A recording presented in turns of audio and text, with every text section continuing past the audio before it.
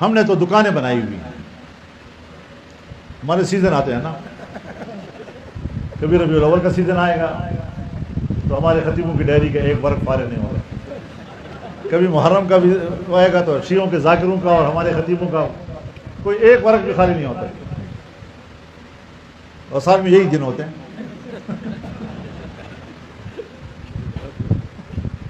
اور ہم معاشرے کو تقسیم کرتے ہیں. سب سے بڑا مجاہد وہ ہے کہ جو نکل کر بریلوی پہ تنقید کرے اور بریلوی نکل کر دیوبندی پہ تنقید کرے, شیعہ سنی پہ کرے اور سنی شیعہ پہ کرے.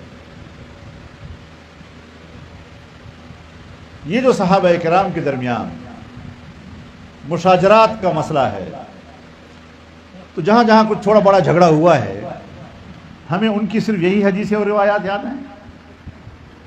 ہم نے صرف جھگڑے والی روایات پڑھی اور سیکھی ہیں؟ کیا ان کے درمیان مودت اور اعتماد اور باہمی تعاون اور محبت کے روایات موجود نہیں ہیں؟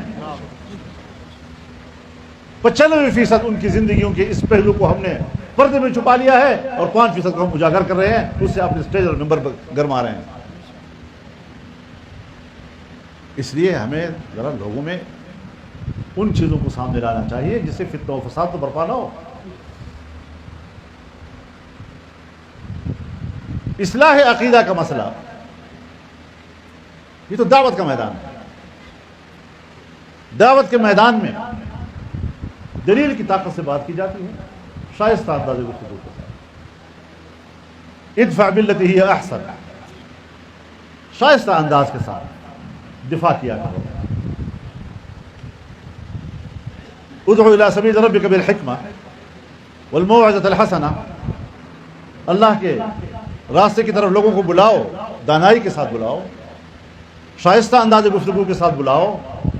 وجادلہم باللتی ہی احسن, جدال یہ کبھی ذریعہ دعوت نہیں ہے. لیکن جب داعی دعوت دے رہا ہے اور جس کو دعوت دی جا رہی ہے, اگر ان کے بیچ میں تنازع کھڑا ہو گیا, ان کے بیچ میں الجھن آ گئی, تو ایسی الجھن کے موقع پر آپ نے لاٹھی نہیں اٹھانی, آپ نے خنجر نہیں اٹھانا, آپ نے بندوق نہیں اٹھانا, اس جھگڑے کو بھی شائستہ انداز کے ساتھ حل کرو. یعنی ہے تو جدال, ذریعہ دعوت تو نہیں, لیکن ایسی صورتحال بن گئی تو پھر اس جدال کو اس طرح انجام پہ پہنچاؤ کہ اس کا نتیجہ و مآل وہی ہو جو حکمت اور حسن موعظت کا ہے.